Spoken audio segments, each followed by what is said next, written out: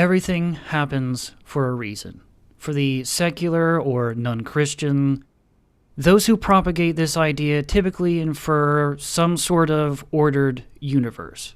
For the Christian, they infer that everything happens for a higher, God-given purpose, even pointing to the idea that God in every way, shape, and form is in control of your life. And I found someone who strikes at this matter rather quickly, Lisa Nichols on YouTube.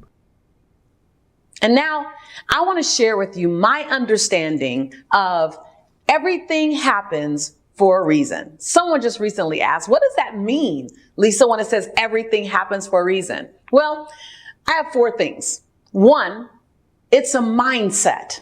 It's a mindset that allows us to divorce ourselves from our need to control all things. Oh, Lord, I know I need to continuously divorce myself from the mindset that I can control all things.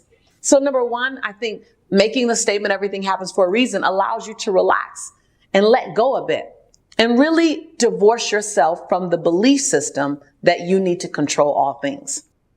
Lisa Nichols states it rather plainly. People cling to this idea, everything happens for a reason, because it makes them feel better. And I would immediately like to add a related concept here for contrast. One I believe that has its origins in Stoicism, the notion that you should focus your attention on the things you can control in your life, while leaving behind any worries for those things you cannot control. The everything happens for a reason explanation here, though, brushes past any such logic with its broad, and it's very emphasized here, this broad, all-encompassing all. And while the speaker does not say it directly, she infers it. You cannot control all things, so relinquish your control over all things. With such broad generalizations, any notion that our actions have any real-world impact on our own selves or on those around us is dismissed with such a broad generalization. Except, ironically enough, the impact that accepting this idea can have on a person. It is almost as if this becomes the one choice you can make that will have an impact. Just accept this idea that everything happens for a reason. For the Christian proclaiming this idea as truth, even if the reason you point to in everything happens for a reason is God himself, you are still denying the basic tenets of the faith that we, humans, as outlined in Genesis, brought sin into the world. We were the cause. The effect is that we live in a fallen world.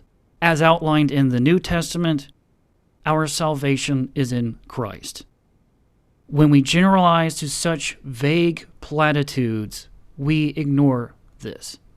But whatever the specific nuances of this everything happens for a reason, at its core it can quickly devolve into a simple justification for ignoring the things that you can control in your life.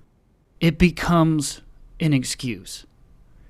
As so, I must add, when your loved ones, family, or friends are in need, reaching out to you, and all you can offer them is this perspective, you are not just being a cold comfort, you are being antagonistic to reality. Putting it more humorously, if you choose to hurt someone, the reason the person you chose to hurt gets hurt is not for some higher reason. It's because you chose to hurt them. And I still have more points to add to this topic, so I hope to see you again next time.